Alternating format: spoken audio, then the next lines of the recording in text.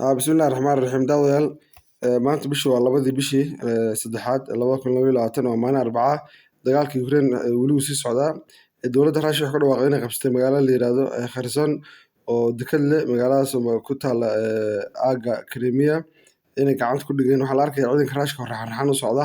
oo gaaf wareegaya xarumaha dowladda iyo taankoba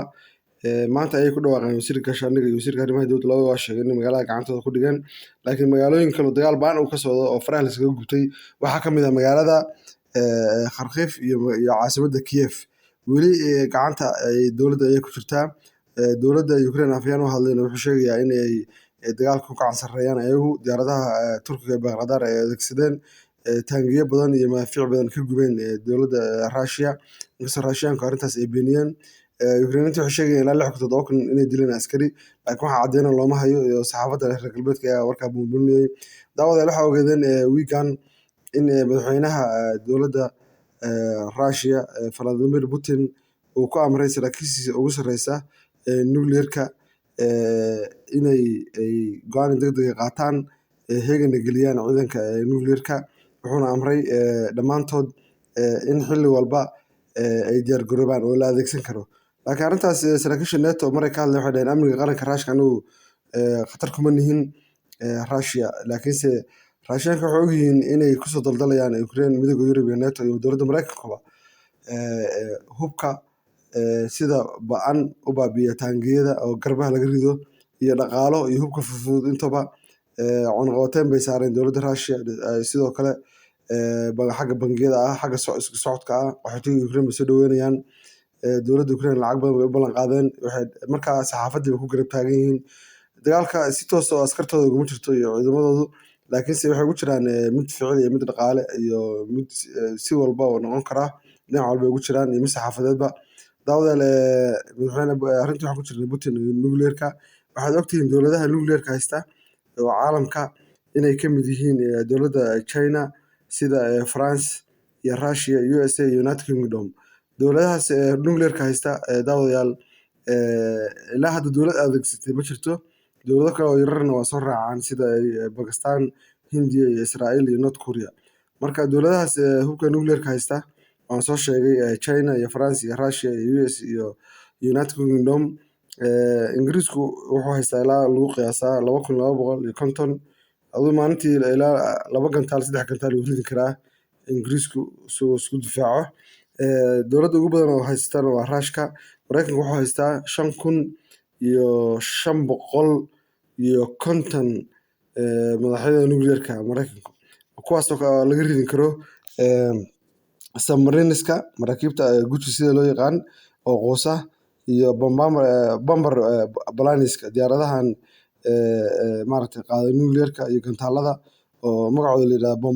bomber planes kuwaas oo laga soo ridin karo hubka nuclear-ka ayagoo hawada sare ku jira iyo gantaalada iskaga gudba qaaradaha ama sida u taqaanaan international missiles-ka Mareykanku wuu haystaa Ruushka wuxuu haystaa oo kale 6,255 nuclear-ka madaxyada ah dowladda Ruushka waxay ka ridin karaan submarines-ka waxay ka ridin karaan diyaaradaha loo yiraahdo magacooda la yiraahdo bomber planes oo laga soo rido bombooyinka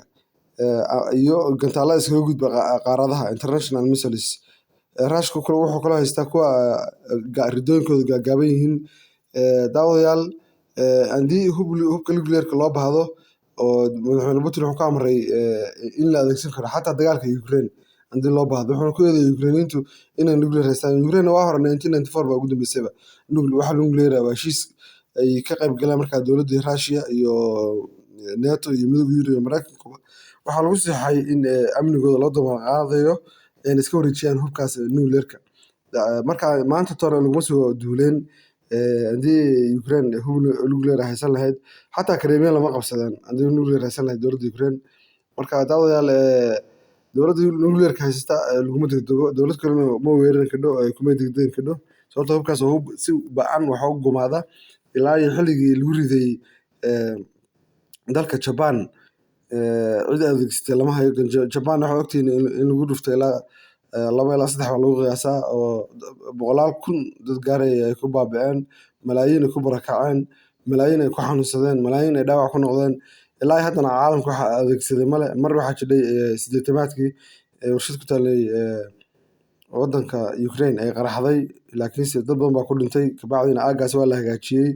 warshadina meesha waa laga raray. Daawadayaal, wararka ugu dambeeyey ee dalka Ukraine ayaan ku jirnaa. UN-ku mar dhowt wuxuu u codeeyey in dalka Ukraine madax-bannaanidiisa faraha laga qaado oo Ruushku ka qaado, ciidamadiisana uu kala baxo. 142 waddan baa u codeysay, Soomaaliya iyo Djibouti ka mid yihiin. Marka daawadayaal, weli waa socdaan camaareynta madax-bannaanida dalka Ukraine. Waxyaalahaas oo dhan Ruushku ku socdaan, laakiin Putin waxaas uma joojinayo arrimahaas. Waxaa ku go'an inuu Ukraine gacanta ku dhigo, kabacdina uu ku daro dalka Russia. Xaaladuna waxa weeye hadafka uu leeyahay madaxweyne Putin iyo ciidankiisa iyo dowladda Russia waa intaas, si amniga qaranka dalkaas uu u badbaado. Daawadayaal, wararka ugu dambeeyana waa la soo